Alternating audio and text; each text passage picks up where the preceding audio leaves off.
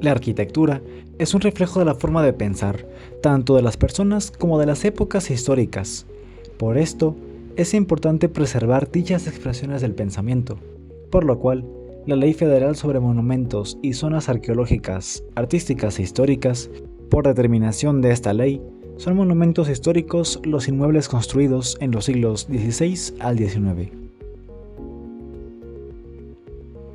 Es por esta ley que los inmuebles construidos en estos siglos están protegidos por el INAH, y aunque algunos otros edificios posteriores a estos siglos estén protegidos por el INVAL, no todos lo están.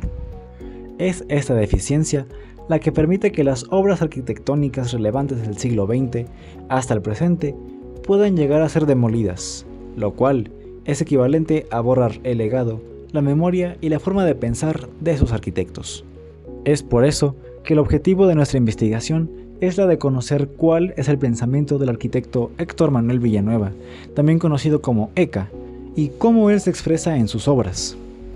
De esto, queremos tener un registro que impida que su memoria, pensamiento y legado se olvide tras su fallecimiento y que quede borrado en el desafortunado e indeseado caso de que sus obras fuesen demolidas.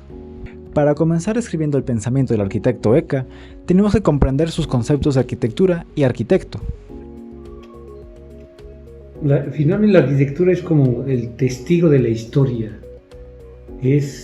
Tenemos una maravillosa carrera porque nos hace que nuestro trabajo quede plasmado, nuestra forma de vivir, nuestra postura ante la vida en un edificio.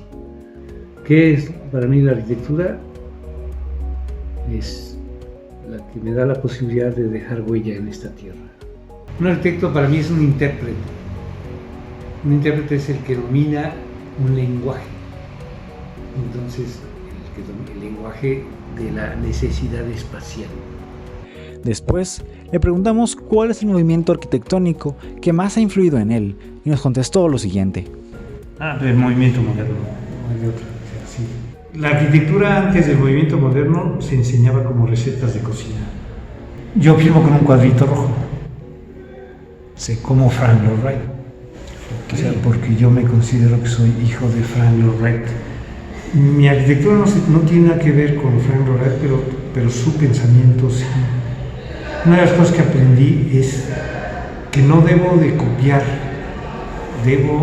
Alguien que copia la arquitectura de otro es un imitador, pero alguien que descubre el sentido y el pensamiento es un discípulo. Yo me considero discípulo de Frank Lloyd Wright, que humildad, ¿no? Discípulo de Alejandro Son y discípulo de Sullivan. Sí. Tras ver sus influencias, pasamos a revisar lo que para él han sido sus principales retos. El principal reto fue descubrir ser arquitecto y no ser constructor. Ser arquitecto. O sea, como en la primera pregunta te dije que un arquitecto nace, no se hace, sigo creyendo en esa frase. Lo que pasa es que uno crea su propia gestación. O sea, yo sí dije que un arquitecto nace, no se hace. Y entonces decidí ser responsable de mi propia gestación como arquitecto. Esta es la causa de la siguiente frase. La arquitectura no se enseña, se aprende. Yo no les he enseñado nada. Nada. Yo nada más te mostré caminos por donde tienes que caminar. Tras comprender más el pensamiento del arquitecto, al analizar sus obras, no pudimos evitar exclamar que sus obras son del arquitecto mismo, pero materializado, construido, edificado. Esto debido a que actúa como piensa, destacando en él el siguiente principio. El factor condicionante se convierte en el factor diferenciante y se convierte en el que da. El factor diferenciante le da identidad arquitectónica al problema. Continuando con las obras del arquitecto, vemos en su capilla, San Juan Diego, el reflejo de su pensamiento. Es un terreno con 11 grados de inclinación. Es un cerro. San Juan Diego se le apareció la Virgen en un cerro. Pues hagamos del cerro una capilla y hagamos que todos seamos San Juan Diego, entonces todos vamos a ir a ver a la Virgen, y por eso hay un espacio donde la Virgen se va a aparecer, porque todos somos San Juan Diego. Luego, el arquitecto nos explicó más al respecto sobre su estancia DIF en Irapuato.